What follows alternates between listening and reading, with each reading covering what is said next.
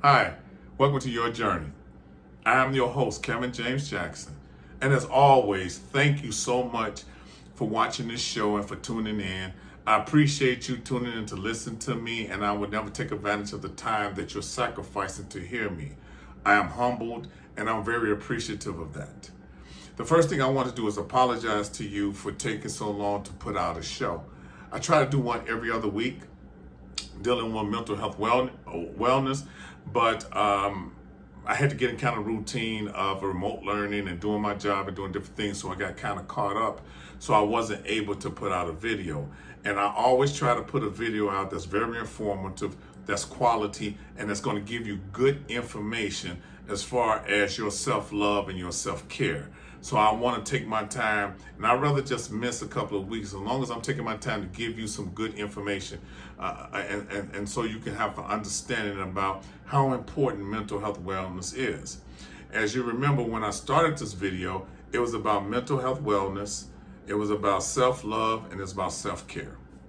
Second thing I want to do is I want to apologize again, because I think the last show I said my brother will be on here talking about his recovery, so I couldn't get him on the show. So I decided to talk about something I was going to talk about a little further down the road.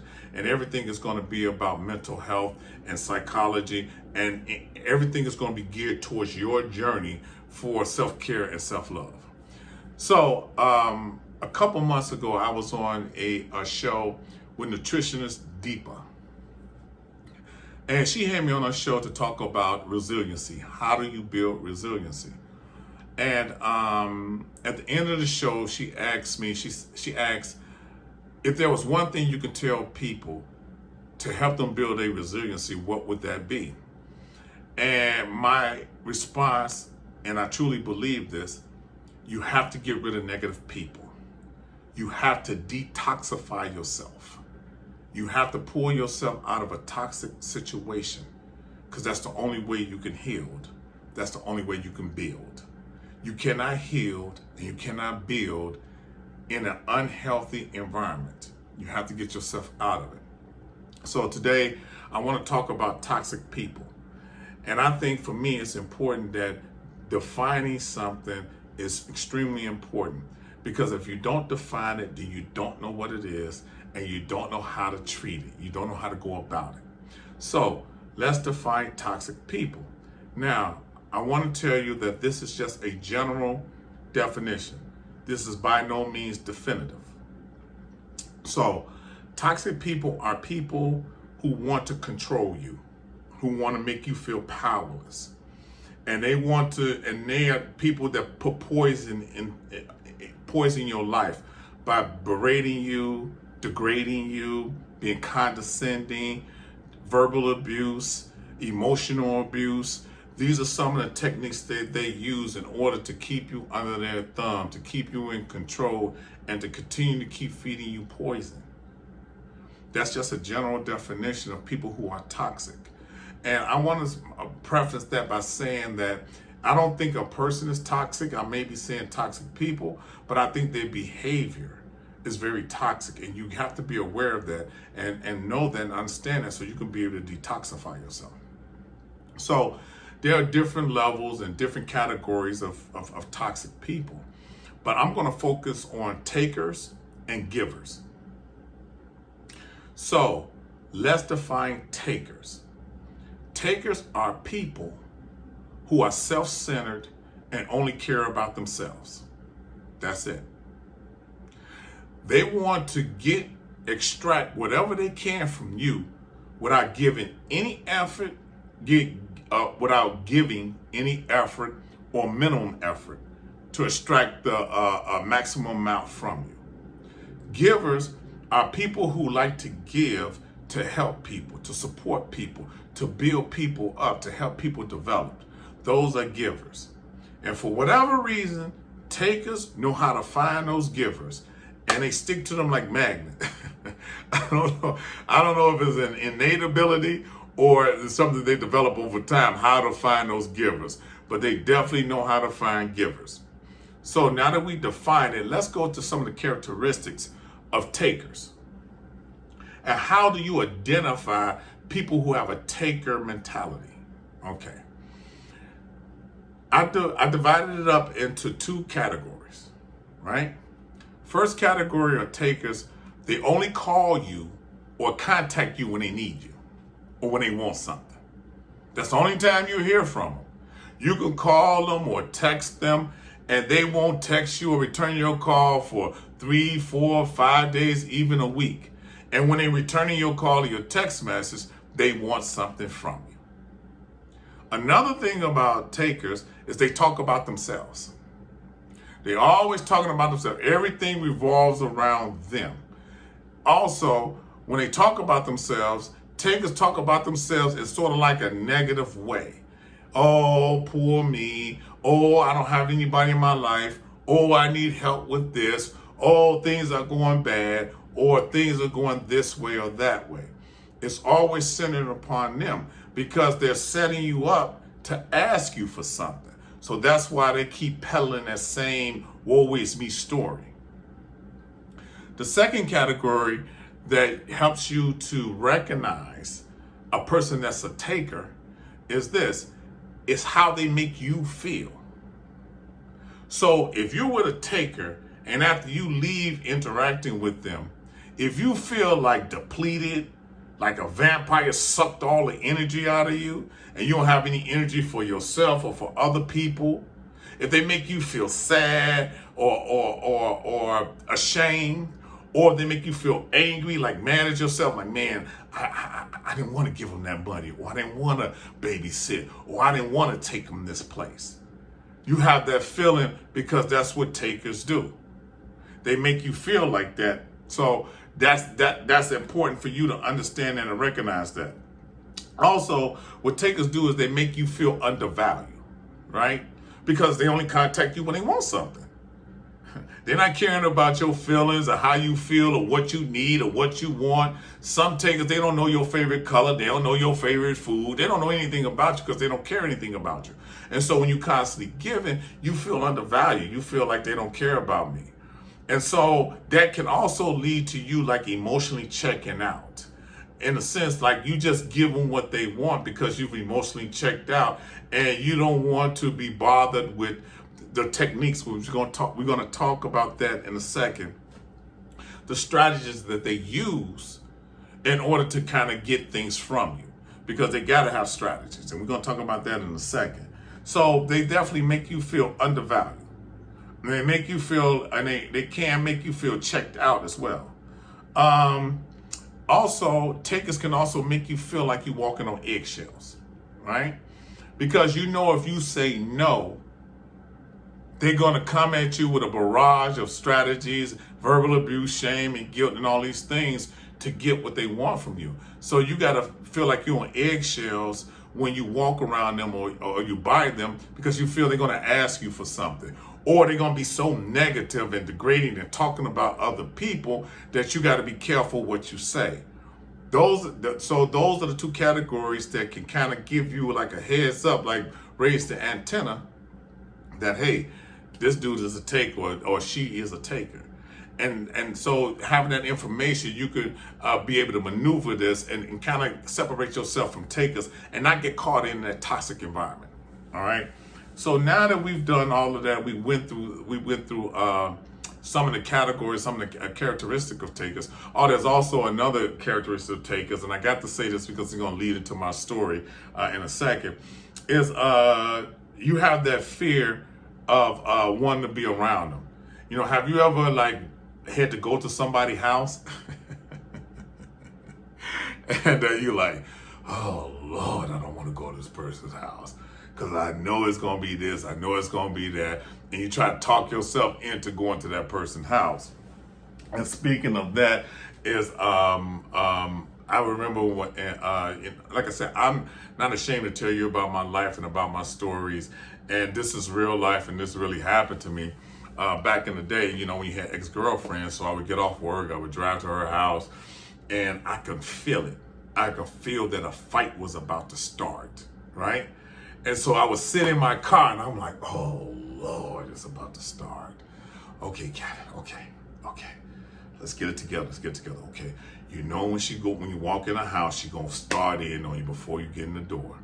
You know she gonna start with the verbal abuse. She gonna start saying that you ain't a man, you ain't nothing, you this, you that.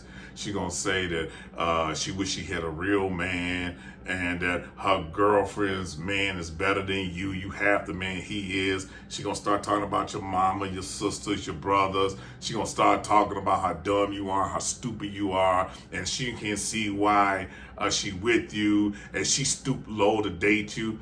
She gonna throw all these things at you. So I knew that. So I'm saying this in my head. I'm in my car, and I'm kind of like, okay, prepare. Don't say nothing. Don't open your mouth. If you open your mouth, agree to everything she says, so you can get it over with and have a peaceful night. Just say, yeah, you're right. I'm sorry. I apologize. I know better. Get it over with. Don't say nothing. So after I had that pep talk, now I got to fire myself up, right? I'm like, whoo, all right, let's go, baby. Let's go. You can do it, baby.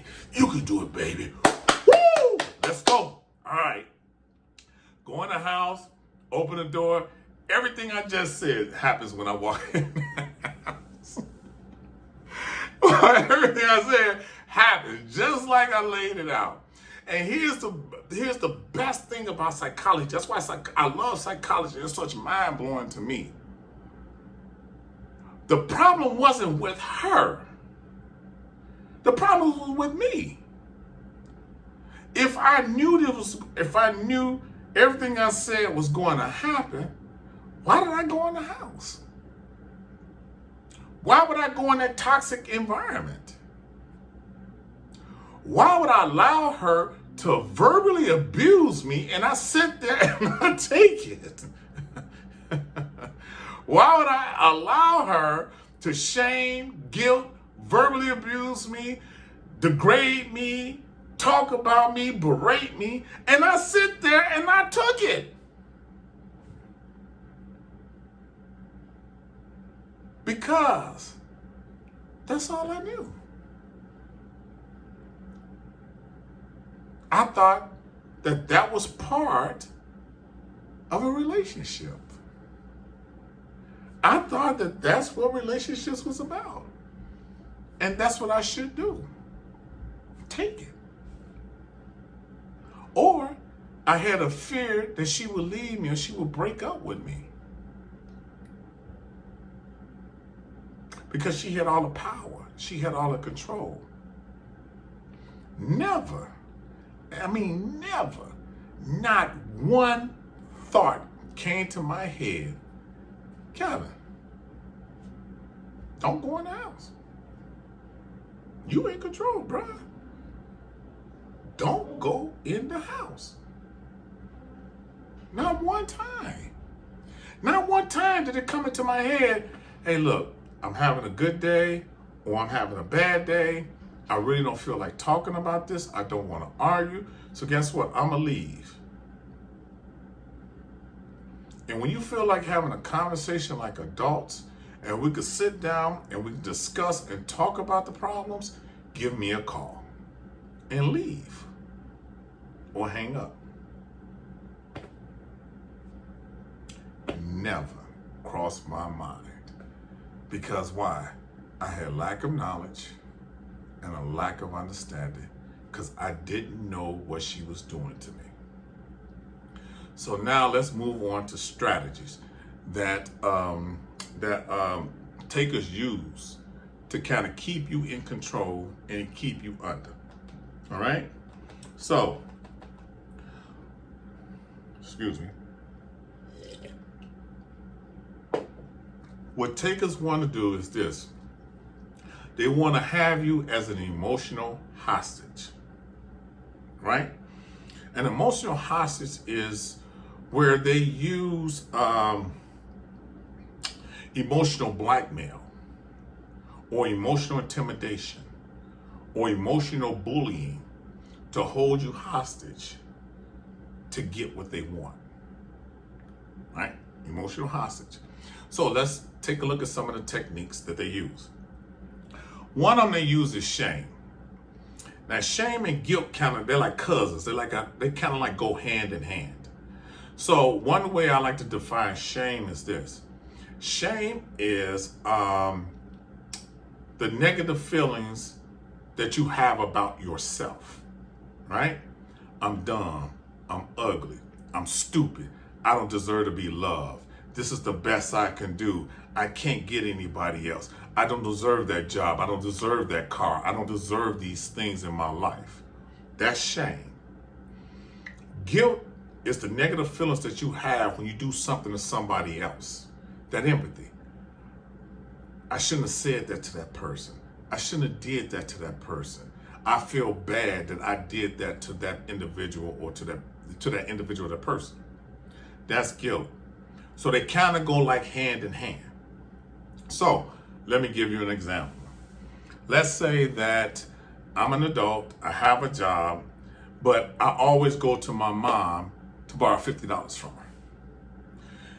Eventually, if I go to my mother and say, Mom, can I get $50, $50? Eventually, she's going to say, I know that she's going to say, no, Kevin, I'm not giving you another $50. So now I have to use another strategy to get that $50 from my mother. So it's going to be guilt and shame. I can't believe you're going to do this to your son. I'm not like all those other guys out on the street using drugs, selling drugs, in and out of jail. I'm working. I'm a black man trying to work, trying to make it. And here you are holding me back, holding me down. All I need is $50 to get back and forth to work for gas money. I'm your child. So they use that to the point where I use it so much that my mother's like, here, take the $50. I don't have to deal with that. Here, take the $50. The next is verbal abuse. And I don't think I need to define verbal abuse, but I will. Verbal abuse is negative, derogatory words and statements that they use to you to put you down, to make you feel less than human, to dehumanize you, to humiliate you, to keep you under their control. Right? Mom, can I have $50? No, Kevin, I'm not giving you $50. You ain't about nothing. That's what I'm talking about. You weren't even a good mother. That's what your problem. You dumb anyway. You dropped out of high school. So I don't understand why you don't help me. I'm trying to make it better than you. You always tell me that you make it better than me, but that's why you dumb. You don't know how to take care of your bills. Your lights get turned off. Your food get turned. Your heat get turned off. You'll never have any food. Verbal abuse. So not to hear the verbal abuse, she gives me the $50. So now my mom is walking on eggshells. Because why? Bing boom. Who is this? Kevin, Mom? Oh, Lord. He about to ask me for something. He about to ask me for $50. He about to ask me for something. Oh my God, I don't want. Now she's working on eggshells. That's takers. These are techniques that they use. So we got shame, we got guilt, we got verbal abuse. The next one I want to talk about is isolation. All right. So when you emotionally connected with somebody and they love you or you love them, they're going to try to take that love, that care you have for them and turn it against you and use it against you to get what they want. So what they would do is they would say, don't call me, don't text me, don't email me, don't come visit me. I'm not going to come visit you. From now on, I don't want to see you ever again or hear from you ever again. That's their way of isolating you. Using the love you have and care you have for them to get what they want. Now, if that doesn't work, then what they do is they're going to go get their siblings to further isolate you. Susie, what's up, Kevin? Nothing much. You talk to Mom? Yeah, I talked to her. I said, hey, is she okay? Does she need any money? Is everything going well? Well, no, I don't think she needed any money, but I asked her for $25 and she wouldn't give it to me. She wouldn't even give it to me. But you bet she go give it to that man. She get that $50 to go to the boat. She gonna play the lottery. She get her liquor. But she can't give me $50. And here I am trying to go to work and make a living for myself because, my fuel pump broke. So I spent my money fixing my fuel pump. And I wanted $50 just to get back and forth to work. And when I got paid, I was going to give her a little funky $50 back.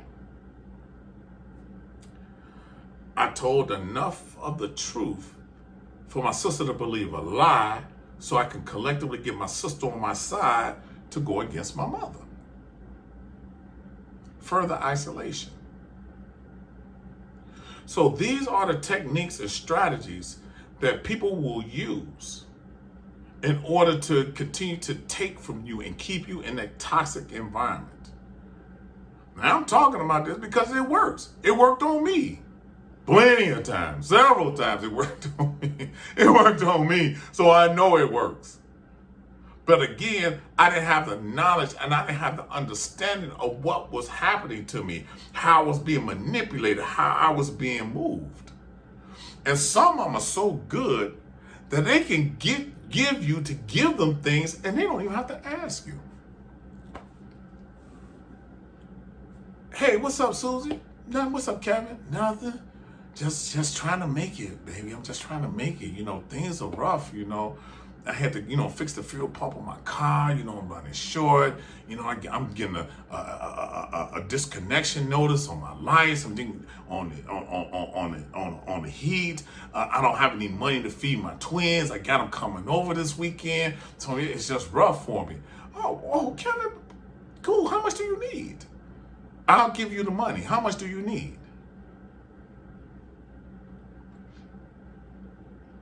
Pay me back when you can. A couple of months later, hey, Kevin, you're supposed to be paying me back the $200 I gave you. Why would I pay you back? Because I gave you $200. I didn't ask you to give it to me. You gave it to me because you wanted me to have it. You gave it to me on your own. I didn't ask you for that. I'm telling you, this is psychological. They're good at their craft. They're good at what they do. That's why you got to understand that. I had a friend of mine who, and this is a true story, this is not hypothetical, this is a true story. And he had a friend that was a lady friend. They weren't going together, they just platonic friends. And she and her grown children who were working will come and borrow money from him all the time. Always borrowing money. Never paid them back. Said they were going to pay them back, never paid them back. So he called me and said, Kevin, look, they're borrowing money from me and they're not paying me back. He said, I can't continue to keep giving them money. He said, because now I'm getting short on my bills when they don't pay me back. So I said, well, there are takers and there are givers. There's some people who are takers and some people who are givers. One fact I do know, they can't take if you don't give. He started laughing. And he said, well, I guess I got to cut them off. I said, don't cut them off. I said, don't cut them off. He said, Kevin, I can't keep affording to lose money and lending them money and not getting it back. I got to come out. I said, no, don't cut them off. I said, all you have to do is say no. They're going to cut you off. And I know it's true because there's some people I haven't talked to in 4 or 5 years because I said no. Because I said no. And they are out of my life because of that. And he started laughing just like I did. He just started laughing because he knew what I said was true. They only contacted him when they wanted something. I'm sorry. So, what are some of the ways that you can deal with people who are takers? One way of dealing with them is just completely cut them off. Just completely cut them off. Block them. Block your number, your email, your text message, all those different things. That's one way of doing it. Another way of doing it is that there may be some people you cannot block. You just can't block because they're so entangled in your life and so a part of your life. So another thing what you can do is you can limit your interactions with them. Limit how often you see them and when you see them. And it would be good if you can just limit it to like holidays, birthdays, or whatever. But if it's a regular interaction, then limit the time you interact with them. And then when you interact with them, keep it very superficial. Don't give them anything about you, about your life, and what's going on. I'm fine. I'm fine. My kids fine. My girlfriend fine. My mama fine. My daddy fine. Everybody's fine. Thank you for asking. And keep it moving. Once you set up these barriers, once you set up these things, they would definitely stop. They would definitely stop asking you. Dr. Phil once said, not once said, but Dr. Phil say this all the time. We teach people how to treat us. We teach people how to treat. If people feel they can verbally abuse you, they will continue to verbally abuse you. But if you set up those barriers, there you go swearing again. There you go using bad language. There you go being derogatory. Hey, I gotta go, and leave, or hang up. And be consistent. Keep doing it. Keep doing it over and over and over again until they get the message. Another thing that you can do is with people who you have to have contact with, you can make all contact electronic. Text, email, or an app, right? And the reason I love this is beautiful. The reason I love this is, one, is that you got a record of their verbal abuse and how they talk to you. Number two, you are in complete and total control, meaning that you decide if and when you're going to answer the message, what you're going to say in the message, how you're going to say it in the message, and when you're going to send it. You're in complete control. The third thing, which is most important, is it pulls you out of that toxic environment. You're not getting that poison from them verbally, visually, physically. You're not getting that poison from them at all because you're in complete control because it's electronic. So that's another way in which you can kind of deal with the situation. Another way is that you can actually, if you want to, sit down with that person and tell that person how you feel. And remember, always use I statements. Tell them, hey, when you're verbally abusive to me, this is how I feel. When you don't pay me back my money, this is how I feel. When you have me babysit and you said you're going to be there at 2 and you don't come until the next day, this is how I feel. The reason that it's important is that it gives a chance for you to get it out. Because inside of you, it's like cancer. It's eating away at you. And it's good to kind of get it out in an appropriate and a civil type of way. Now, I'm going to preface that by saying, don't think that they're going to be like, oh, really, Kevin? I didn't know you felt that way. Oh, okay, I'm going to change. No. What they're going to do is they're going to do what they know how to do. They're going to go back to their default behavior. What about you? You do this, you did that, you did, you dumb, They're going to go back to their default behavior. Once that starts, just get up and leave the table. Just get up and leave the table. Just say, hey, I'm not going to take the abuse. I'm not doing it. When you want to talk civilized, let me know and get up and leave or hang up the phone. That's one way of doing it. All right? So those are some strategies that you can use to kind of combat that. And just remember about this. Remember this, that the focus is on you. It's going to be hard. It's going to be tough because you're going to feel guilty saying no and turning them down because you were programmed that way. You was raised that way. You've been doing it your whole life. So there's going to be some guilt. There's going to be some shame in that. And you're going to get a lot of pushback. So, but remember that the focus is on you for your self-help, for your self-care. Because these takers, they will suck you dry and leave you empty. They will have you feeling alone, unloved, unworthy, undervalued, and empty. So this is about your self-care and you taking care of yourself. So you're going to have those feelings, but that's okay. Remember, you're worthy of it. You're worthy of the self-care. All right? So the next thing is, before I get to the last part, let me just say this.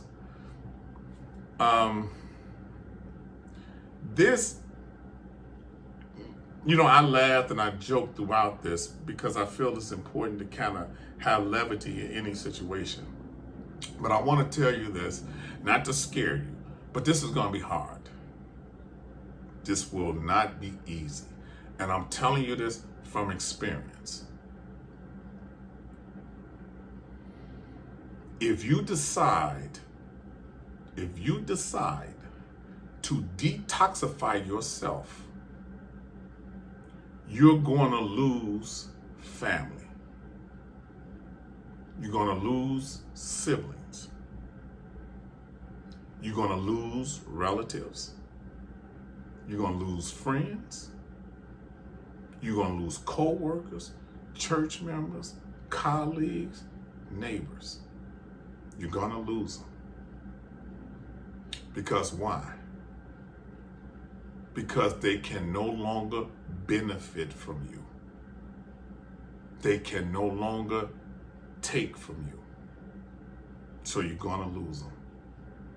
It's not going to be easy. And I'm talking from experience.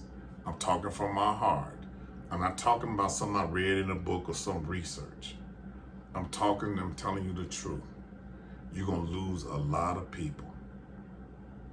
But what you gain is going to be enormous. It's going to be addition by subtraction. Because they don't want you to care about yourself. Because when you start caring about yourself, that means that they're left out. So understand that. And so one of the things, and the reason that I'm bringing this up is to my last point is this, is that my best friend, Jackie Brown, who was in the other video, she said this to me and she was so right. She said, Kevin, when you're born, you don't get to choose your family.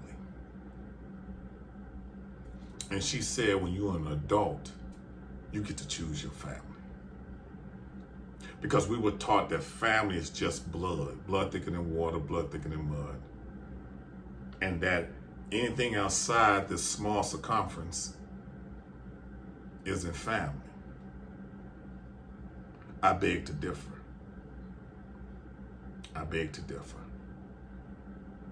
So, I am telling you that if you can, find positive people that will relish you and your commitment to yourself for self-love and self-care. Find those friends. And if you want to go biblical, the Bible says sometimes a friend is closer than a brother. So find those friends that's positive, that's supportive, they're going to be there for you and help you along on your journey. Because it is a journey and it is your journey. Nobody else's journey, but this is your journey. I believe you can do it. I know you can do it.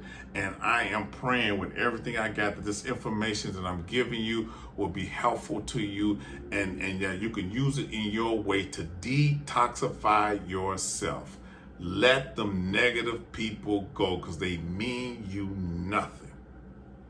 And remember my first session, I said that I used to love working with people in recovery because people in recovery had these sayings. And these sayings was used to help them to think about all the education they receive, all the training they receive, so they can continue to stay on that path of recovery. And if you remember, the first session says, if nothing changes, nothing changes. The second one was, suicide is a permanent solution to a temporary problem. This saying right here is following both of those sayings, but more so the first saying. This saying right here says, you cannot heal in the same environment that makes you sick. You can't heal. You cannot heal in an unhealthy environment. Healing is a process. You're not going to heal overnight. You're not going to heal tomorrow. You're not going to heal next week. But you're on that journey to healing, which means you're on that journey to self-care. You're on that journey to self-love. Just trust the process. Trust your journey, because you can do it. I know if I did it, I know you can do it. I'm just an average brother. That's all I am, an average brother. So I know that if I can do this, I know you can. Honestly, I know you can. Reach out to people, call people, text people. Let them know. Say, hey man, I'm about to detoxify myself. Oh, my index cards. Put detoxification on your index cards. Please, I forgot it, but you know I love index cards. So put detoxify on that index card. Put it on there. Put it on your mirror. Put it on your door. Put it on the wall when you walk in. Detoxify. Call your friends. Hey, man, I'm about to detoxify. Some people are going to let me go. They're going to let you go.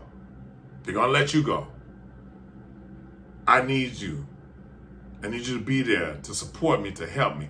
I may be calling you and talking about the same stuff every day over and over and over again. But this is what I need in order to start the healing process within myself. Because that's important. Again, I'm going to stop right here because I've talked too much and I could talk forever.